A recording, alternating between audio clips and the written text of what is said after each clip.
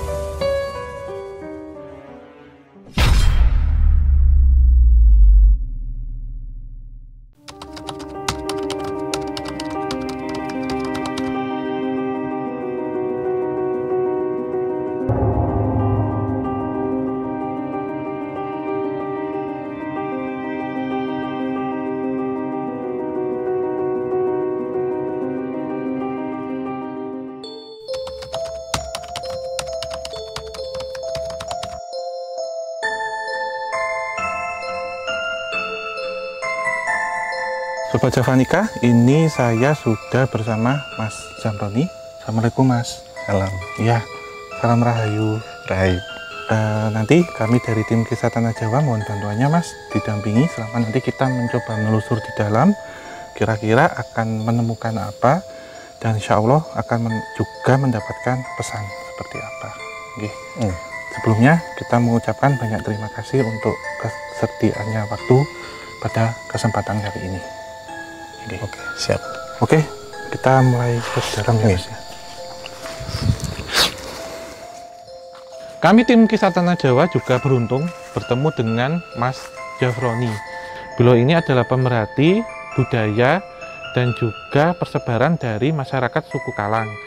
Salah satunya beliau juga menunjukkan beberapa peninggalan-peninggalannya, baik yang bersifat bendawi maupun non-bendawi. Selain itu juga beliau adalah seorang penggiat dalam peran proaktif konservasi hutan yang ada di sekitaran lokasi yang dianggap dahulunya situs peninggalan dari suku Kalang.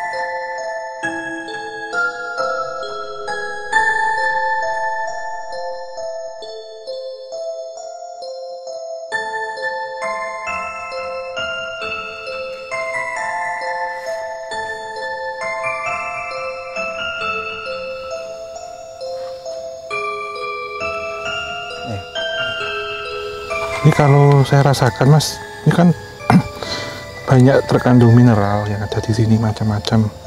Cuman tanahnya itu banyak tingkatan-tingkatan peristiwa-peristiwa yang pernah terjadi dan bahkan ribuan tahun, gitu Mas. Sejatinya bagaimana sih Mas daerah sini tuh jika ini kita kaji secara lebih mendalam gitu. Jadi kalau kita yang ada di wilayah sini mengenal daerah ini itu adalah hutan Kalang. Jadi kalau ini bisa dikatakan mitos, itu jadi ceritanya kisah yang berkembang itu ketika misal ini ada pencuri kayu atau lain-lain masuk ke alas Kalang, itu polisi hutannya itu tidak berani. Jadi ketika masuk sudah dilepas, dia akan kembali lagi. Karena mitosnya memang ketika pegawai masuk ke alas Kalang itu maka akan copot. Oh, secara jabatan ya nyun saya. Jabatannya. Soalnya ini juga sih Mas, waktu tadi dengan ngendikan ya, waktu bercerita saya mendengarkan satu kata itu jalmo mlebu jalmo mati. Jalmo moro jalmo mati seperti itu, karena sayup-sayup saya dengarkan suara seperti itu dan relate dengan yang dengan ceritakan. Ada satu istilah ketika kita memasuki hutan angker, hutan wingit ataupun hutan larangan itu dengan nama atau sebutan jalmo moro jalmo mati, yang bisa diartikan bahwa barang siapa yang datang ataupun moro itu bersiap-siap juga nanti bisa hilang ataupun mati ataupun meninggal, karena keberadaannya sendiri itu bisa menyesatkan ataupun bisa memindahkan secara teleportasi seseorang yang masuk ke situ ketika ke situ niatnya tidak baik, dalam kondisi galau, dalam kondisi penuh emosi, terus juga kurang persiapan baik secara lahir dan batin.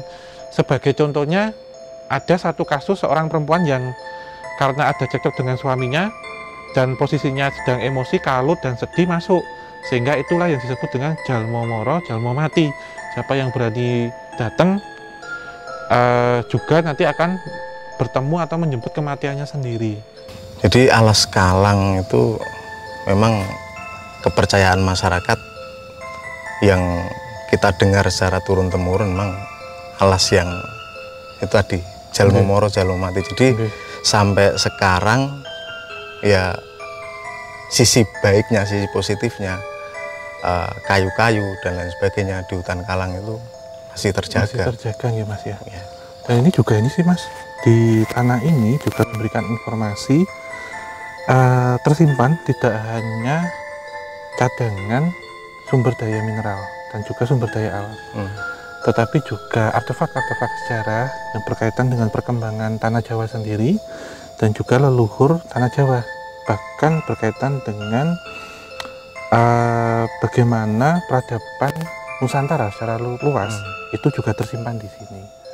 Dan itu juga saya ditunjukkan beberapa lokasi di mana memang ada artefak-artefak yang di situ tersimpan, sehingga keberadaan dari alas ini sendiri itu memang menyimpan seperti informasi-informasi. Jadi boleh dibilang seperti laboratorium. Lokasi ini sebenarnya memang sangat dijaga dan sangat dilestarikan, dan peran proaktif dalam perlindungannya itu karena mengingat tempat ini dahulunya menjadi salah satu lokasi untuk bermukim suku Kalang, sehingga meninggalkan beberapa bukti-bukti artefak atau purbakala yang bersifat tangible atau bendawi. Jadi sering ditemukan beberapa artefak itu meliputi perhiasan seperti manik-manik, kemudian ada seperti arca kecil, terus ada ornamen-ornamen yang itu sebagian memang diamankan di sini atau sebagai bahan belajar tentang situs purbakala yang ada di sekitaran suku Kalang. Jadi kita kembali untuk menelusuri tentang bagaimana sih Kalang, siapa sih Kalang, yang intinya adalah kembali pada ini adalah leluhur kita. Bagaimana beliau dulu ketika saat itu hidup di Nusantara, kebudayaannya, tradisinya yang harus kita tetap lestarikan. Ini kita kayak ada yang narik sih Mas, agak ke sana sebentar. Oke. Ya. Kita seperti ada yang nuntun Mas, ngalir.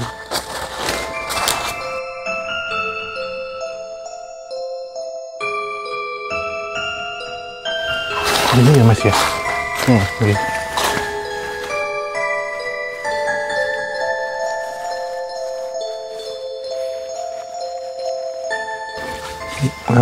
Mas Ram, saya minta tolong diambil diri, taruh di dahi saya.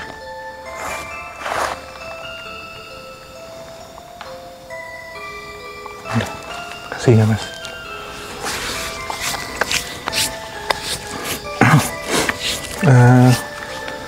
Ini nyun sewu ya Mas, kalau saya lancang bertanya. Iya. Saya melihat ada beberapa artefak yang jenengan agem. Itu miturut ceritanya bagaimana Mas sejarahnya? Kalau ini bulan manik-manik ya Mas ya. Manik-manik. Ini kebetulan kan kita sering komunikasi, nyambung dengan kawan-kawan yang lain. Kadang termasuk yang di Blora itu banyak menyimpan termasuk pusaka-pusaka Kalang. Jadi kita mengamankan, ada museumnya juga di museum kalau dikatakan milik komunitas itu, komunitas Kalang yang ada di sana. Jadi mulai termasuk dicampur dengan tulang-tulang, tulang-tulang yang sudah membatu itu fosil, termasuk yang lebih banyak saja pusaka, manik-manik dan lain sebagainya. Nah ini termasuk salah satu dari sana juga. Ini sebagai kenangan aja kita pakai. Kalau di sini ini kan juga banyak sebaran itu, tapi banyak yang dijarah sih Mas sebenarnya. Oh iya, iya. Jadi dari kuburan Kalang itu memang dalam tanda kutip banyak harta karun. Iya, sebagai ini ya Mas ya, Nyun Sewu sebagai penyerta prosesi pemakaman jenazah waktu Betul. itu ya. Jadi kayaknya ada tradisinya ketika mereka dikuburkan itu disertakan dengan perhiasan dan semuanya yang dimilikinya itu yang berharga itu. Iya sih Mas, sehingga memang yang saya rasakan tempat yang semula dulu menjadi suatu titik peradaban itu ada satu entitas yang melindungi di situ. Jadi melindungi di sini memang berkaitan dengan keselamatan dari artefak-artefak itu gitu. Jadi seperti perhiasannya Mas ya, entah itu yang terbuat dari logam, batu mulia ataupun logam mulia, itu memang disertakan adalah bagian ketika dimakamkan itu untuk penyertaan nanti di alam atas pertama. Kemudian yang kedua adalah bentuk menyatu dengan bumi. Tetapi sejatinya itu nanti semua akan bisa timbul sendiri jika ada orang yang peduli atau untuk preservasi, penyelamatan dan konservasi. Jadi seperti jenengan gitu contohnya, itu akan melekat karena setiap jengkal tanah di tubuh kita ini pun kan pasti ada itu Mas. Tapi kalau tujuannya hanya ingin mencari untuk yang bersifat komersil, itu nggak bisa. Dan berkaitan juga dengan warning atau peringatan bahwasanya kalau kamu membawa ini ya satu nyawa atau apa harus tertinggal di sini. Jadi memang benda-benda yang bersifat arkeologis atau apa pasti ada satu daya magis yang menyertai itu Mas. Gitu. Jadi tadi saya minta ini sebenarnya untuk pertama untuk ketenangan, yang kedua secara rasa itu nanti lebih bisa terbuka karena ketika saya minta tolong jenengan kan yang ibarat kata secara tanah Mas, yang sudah ada di sini dan ini tadi untuk penyeimbang saja. Kada belum menyarankan apa yang sudah dibawa tadi harus dilekatkan di dirimu gitu. Terus tadi Om Ho ada tarikan ke sini tadi, ada sesuatu apa? Iya Mas, jadi memang di sini dahulu ini kan hutan yang ini memang homogen ya Mas, yang ditanam gitu. Saya memang merasakan di daerah ini sih lereng dulu. Ini malam saya tidak sempat survei kenapa Mas, ini lereng dan ada beberapa meter di bawah kita ini ada satu seperti kota peradaban yang waktu itu dipergunakan orang-orang leluhur kita, sesepuh kita untuk bermukim di sini. Dan saya boleh tanya Mas, misal Sungai Bengawan tuh arahnya sebelah mana? Kalau sini Sungai Bengawan sana ya Mas? Sana ya betul. Iya, jadi itu sebenarnya pembuka peradaban tanah Jawa waktu itu Mas. Dan letak dari kita berarti ke sana utara ya Mas ya. Jadi beliau-beliau yang datang ke tanah Jawa ini atau ke Nusantara itu semuanya di pantai utara pada waktu itu. Tapi ketika ini masih hutan lebat, itu memang benar-benar dirambah. Ya, dan mencari secara sumber air yang bisa dipakai untuk bercocok tanam, untuk kehidupan, dan juga untuk membuka satu pusat peradaban dari Bengawan sana Mas. Sehingga hutan ini memang menjadi satu pusat sentral di lingkungan ini. Jadi gambaran kalau tadi kita lihat ke sana, gambaran hutan-hutan tanah Jawa seperti itu. Yang waktu kita perjalanan dari depan sampai ke sini waktu itu, jadi sama sekali tidak ada jalan. Jadi membuka benar-benar membuka jalan setapak lewat alur Bengawan tadi. Dan sifat waktu itu yang masih berpindah-pindah, nomaden gitu. Jadi beliau ini berpindah-pindah. Tapi yang saya tangkap waktu itu Bilo-bilo ini memang memiliki satu kecakapan di bidang seni dalam membentuk kreasi, jadi kayak manik-manik, kemudian perhiasan, bahkan pengolahan kayu. Sehingga skill ini kemudian berlanjut sampai era-era kolonial, Mas, gitu. Jadi untuk kalau keseluruhan hutan ini kan nyambung semua, terkoneksi hutan, ya, Mas, ya? Terkoneksi. Ini sebenarnya nyambung juga kalau kita lurus ke sana terus itu sampai, kalau sekarang kita nyebutnya embung lodan. Embung lodan. Kalau embung lodan itu terkait juga dengan kalau di kitab Lasem, di Carita Sejarah Lasem juga ada, di bukunya Mbah Guru juga ada. Itu tentang Jawi. Jawi yang banteng. Kalau banteng atau kerbau itu yang anunya itu yang kalau di situ menyebut tentang asal usul manusia Jawa. Itu menyebutnya demikian. Ini nyambung jadi satu dengan satu koneksi ya, Mas, ya. Iya, karena memang yang saya lihat kan ini kan residual energinya lama banget, Mas, ribuan tahun gitu, dan pusat peradaban memang terbuka di Lasem, bahkan sampai bantaran Sungai Bengawan waktu itu. Dan memang tersusun dari banyak ini sih, Mas, penduduk-penduduk yang datang membentuk satu seperti komunitas-komunitas waktu itu gitu di tanah Jawa ini sendiri. Tentunya kalau kita melihat ya lokasinya yang tidak jauh dari hutannya sendiri, itu ada daerah aliran Sungai Bengawan Solo, di mana Sungai Bengawan Solo adalah sungai terpanjang di tanah Jawa yang sudah ada sejak jutaan tahun yang lalu dan menjadi pusat peradaban yang besar. Selain menjadi pusat peradaban untuk tempat tinggal, Sungai Bengawan Solo juga dipergunakan untuk pusat peradaban sistem transportasi pada waktu itu.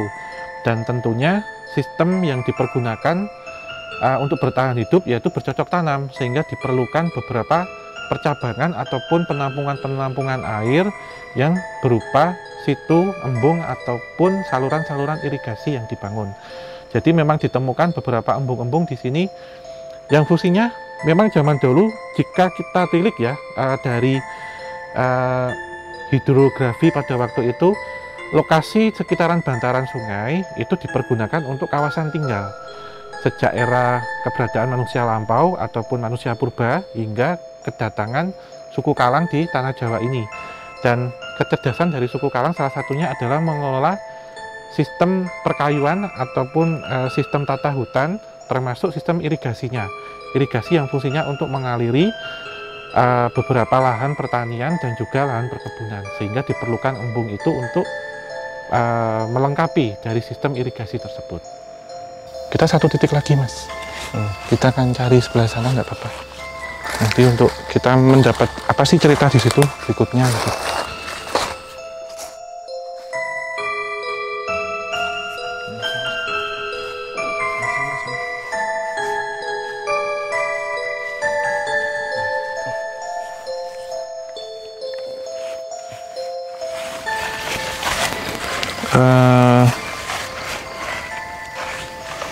Saya mendapatkan satu ini sih, Mas, cerita waktu itu tentang tadi Jalmo Moro Jalmo Mati ya, Mas ya. Tadi yang sudah mendampingi saya Nyai ya, yang Nyai itu pada dahulunya itu beliau pengantin baru. Kemudian karena ada cekcok dengan suami, orang Jawa bilang tuh mutung gitu, kagol ataupun ngambek. Itu lari ke sini ke hutan Kalang. Dan waktu itu beliau ternyata masuk menjadi satu bagian dari entitas astral yang ada di sini. Ya, dan beliau menjadi danyangnya di sini. Kita mendapatkan pendampingan tidak hanya dari tokoh masyarakat, tetapi juga dari sosok lelembut yang ada di kawasan hutan ini. Beliau adalah Nyai Danyang ataupun Nyai Samirah. Sebelumnya kita bahas tentang Nyai Samirah itu adalah dahulunya seorang perempuan yang karena ada masalah cekcok dengan suami, itu kemudian memutuskan untuk masuk ke hutan itu. Semakin masuk semakin dalam, tersesat dalam tanda kutip, kemudian masuk ke dalam dimensi astral atau dimensi lain.